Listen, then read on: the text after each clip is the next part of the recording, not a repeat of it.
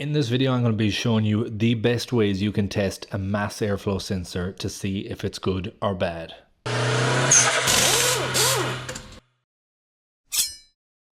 A mass airflow sensor is a very important component in the overall running of your engine. If you have a bad one of these, you can have an extremely poor running engine or a no start issue. It's going to affect fuel trims. It can possibly have multiple misfires, lean codes, etc., all because of this component. There has been times in my career when I've seen these be misdiagnosed and other issues and parts being replaced where the whole problem laid with this. So having an understanding on how you can quickly test this, especially in a let's say a budget friendly capacity, will be key in being able to rectify a lot of issues that otherwise get overlooked.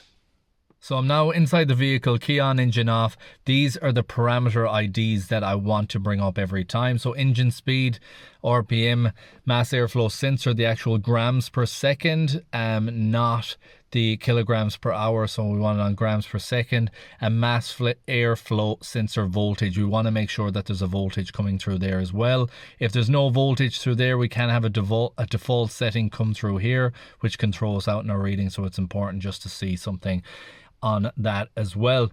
Now, get the engine up to operating temperature. On a cold start, we might have the engine RPM up too high, so we want to make sure it's up to operating temperature, engine idle speed at where it should be, and I'll bring you back in when that's the case and show you what the expected reading should be. Now the vehicle is up to operating temperature. We can see what readings we have. So the MAF sensor is reading as low as 2.5, 2.6 up to 2.9. It was going over 3 as well.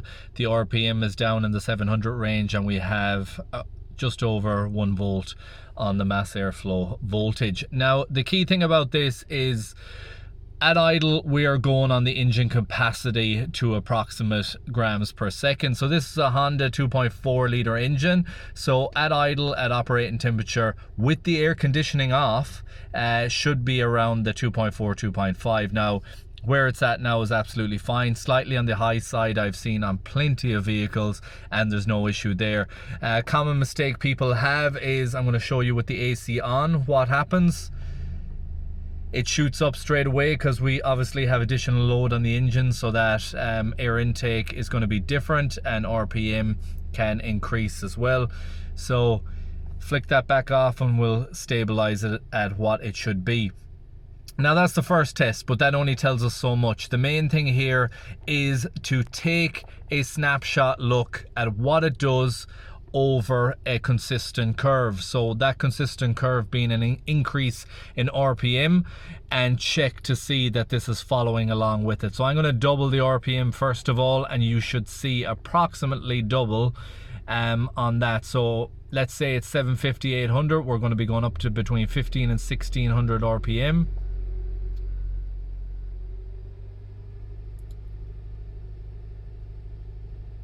And we have a doubling of it. Now if we go up to, let's say 3000 or just over 3000 RPM, that should be going up to double that again, so above the 10 mark we would be expecting. And you can see it popped over there. I'll try and stabilize it a bit.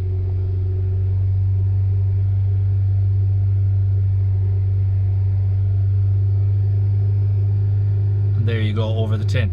So that's perfect. That is a perfectly working mass airflow sensor. There is no faults on this engine. That's a known good. But the key things to note on that, with the aircon on, you're going to have a different reading. And the other test I always like to do, now when I'm doing these tests, I graph them typically, and I'll have a live data record on it. So when I'm doing a road test, I can go back and check. Blipping the throttle is another one, where you're checking to see if there's any drop in and drop out. So a quick blip of the throttle, you see it shoots up in line with the RPM, and we have a consistent reading across. So that is a very, very good way to check if you have a mass airflow fault. But I do want to bring you under the bonnet, bring you out to the mass airflow, and show you one other quick test that is very good to know, and one that I recently was able to pinpoint a problem on as well. And the very last check I wanted to show on this was the disconnect test. So disconnecting the mass airflow sensor can be a very useful and important check. It's one that I've used to confirm a fault on a Toyota where it was starting and then cutting out immediately. I did a video on that before. Disconnecting the mass airflow, the vehicle was able to continue to start, run and drive, and it reverted to a default setting. Same was the case for a poor running engine on a Hyundai. That was extremely difficult for people to diagnose. It had been to a couple of other workshops before. They'd replaced the mass airflow sensor and it was still faulty, and I was able to confirm that fault by doing a quick check on it, and I will showcase and insert that video here. And this is the Hyundai I was speaking about, and if you look at the bottom of the screen, the fuel trims are on the positive side. I go to the airflow meter, I do the disconnect test, go back, check those fuel trims, and you can see now they're going down. So they were all the way positive and now they're going back in the range they should be, confirming an airflow meter fault with that simple disconnect test. So as you can see on that clip, the fuel trims were completely out of whack.